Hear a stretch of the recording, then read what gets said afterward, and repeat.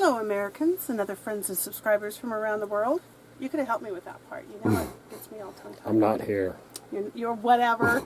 Okay, today I am going to cook, so I thought I would share with you, but I wanted to dedicate this video to our friend Greg. I had told him that I wish I was there with him so that I could make him some homemade chicken noodle soup. So that's what I'm going to make, is homemade chicken noodle soup. And I'm going to do this from scratch. You don't have to, when you make chicken noodle soup, you don't have to do the whole process if you just want to get the chicken meat and use canned broth. But I'm going to make my own broth and my own meat. So we picked up some chicken leg quarters, and I'm going to use my pressure cooker just for a speed. You don't have to use a pressure cooker either. You can do a slow method on the stovetop and just do a slow cook to make your broth.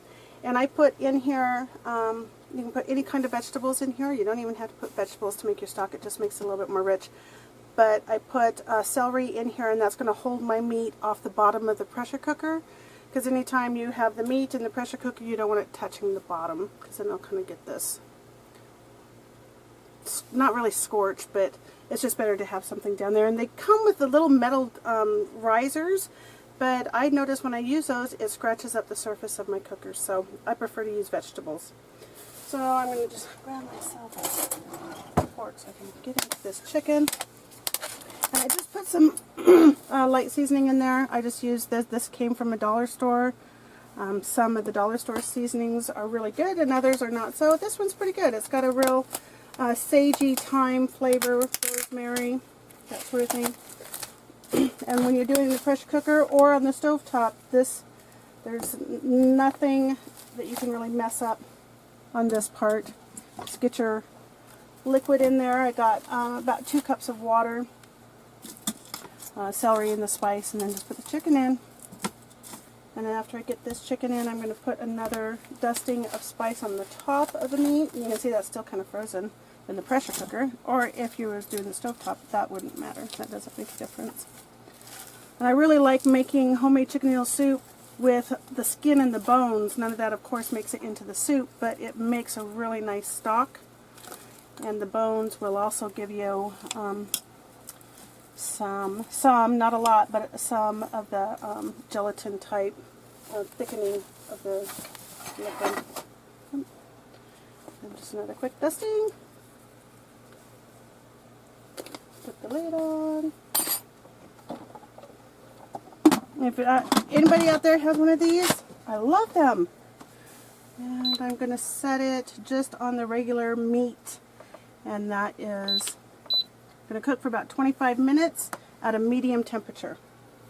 I'll come right back and show you how it turned out. Okay, through the magic of the camera, it is done. And we're going to open it up now. I don't know if you can smell it, but it smells really good. It's I've already let it come to, it drops the pressure and releases here. So this has been cooled for a little while on the pressure cooker. And there we go. There's our chicken. So what I'm going to do is I'm going to lift the chicken out and put it in this bowl over here and let it cool so I can touch it, so I can get the meat off. And as soon as I have the meat off, I'm going to toss out the skins because I'm done with those. I'm going to put the... Which they go to the cats? Yep, those go to the cats. I'm going to put the bones back in the water while I'm prepping the rest of my soup and turn the temperature back on the pan so it continues to cook the marrow out of the bones, because the more of that you can get into your soup, the more vitamins and taste and flavor that you'll get. And I'll also take out, I'm going to leave the celery in there for now, but when I am done with the bones, I'm going to strain those right out with the bones. So I'm going to put fresh celery in for our finished product. There we go. And like I said, I have to let the chicken cool, so we will be right back. Magic.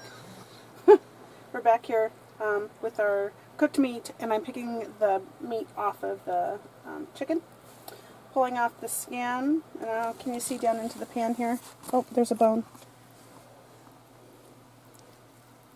Get all that off. Stick that in there. So I just peel off and it's cool to the touch. You don't want to do this when it's hot, obviously. Just peel off the... And I take that off and feed it to the cats because I just don't want all that extra fat in my chicken soup. So once you get the chicken legs, chicken thighs, whatever it is, this is legs and thighs, your stuff cooked, the meat just comes off super easy, super fast. So I've just got this one last whoop to do here. As you can see how much meat you actually get off of 4 legs and 4 thighs. That's actually quite a bit of meat. So as soon as I get this done, I'm going to turn the heat back on my pan here with the bones and continue to cook that. Chicken feet actually make the best if you're trying to thicken up your soup. You can boil the chicken feet and get some of that gelatin out of there. Gives you a nice thick broth. So I'll check back here when I get this all done. Okay, I got my chicken bones in here cooling off. My meat is in the fridge. Smells amazing. And I'm doing the vegetables. And so all I did in here, no oil in this pan. I have all of those frozen onions that I prepared up last onion season, and froze them. So frozen onions, and that moisture that you see in there is coming off those frozen, did I say mushrooms?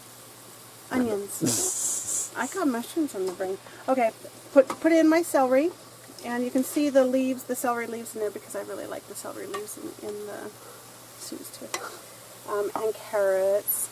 Gotta have carrots. And you chop the way you like to eat. We like big chunks, so I have a lot of big chunks in the... My cameraman, I think, is going to fall over. He's having some issues there. So I got my vegetables here cooking, and I'm going to go ahead and pull out the chicken bones. And you can see the stock. Don't quite have 2 mitts, so use that. That is some really rich broth.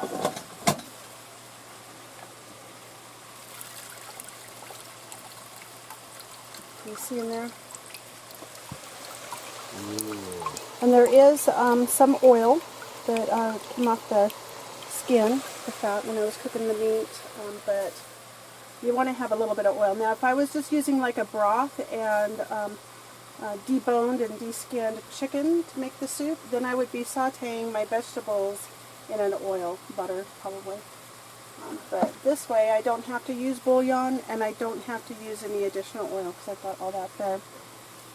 And what I'm going to do is just kind of let this wilt, basically. I'm not trying to cook everything all completely because then I'll add this broth here, and that'll take probably about 5 minutes. Vegetables have wilted. I've added the meat back oh, wow. in with You didn't show that? It was a dump. That's all it was. It was just a simple dump. Vegetables had wilted. Dumped the meat in. I haven't added any more spice. You can see the spice that I still have here. And I'll wait until it's all done before I taste it and then add spice. Just put that stock right back in. It looks like, yeah, that's good. A lot of spice there. And this is warm. It's not going to take too long, but bring it back to a boil, and then I will add my noodles. And you see I didn't chop up my chicken. Again, that's a preference. If you like your chicken chopped up, then by all means chop it up. And I think I see a bone. So like I said, let this come back to a boil, and then I will put my noodles in. Chicken stock is boiling, and I'm ready to add my egg noodles. And when you make chicken noodle soup, use the egg noodles. If you just use pasta, it doesn't taste right. And as I'm adding this, I just kind of wanted to go over what a healthy meal this is and how cheap. I paid $4 for all the chicken, about 50 cents worth of carrots, 50 cents worth of celery, 50 cents worth of onion, bag of noodles, maybe $2. And I won't use the whole bag tonight. And this will be 4 adult servings meals for us. We'll eat it for 2 nights in a row. Can't beat that. And I'm not going to measure exactly how many noodles. I'm just going to kind of guesstimate how much I think that the liquid in there will soak up. And that'll take about 5 minutes to cook. So I'm just going to stir it and get all of those noodles down underneath the top of the water line.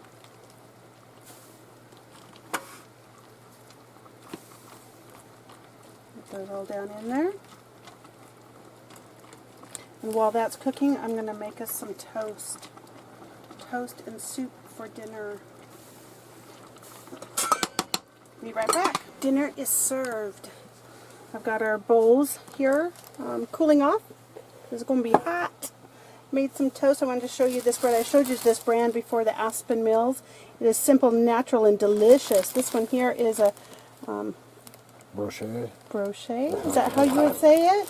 Yeah, very simple ingredients here. Unbleached wheat flour, niacin reduced iron, vitamin B, vitamin 12, water, butter, eggs, sugar. Yeah, and look, I paid 99 cents for it. Woo!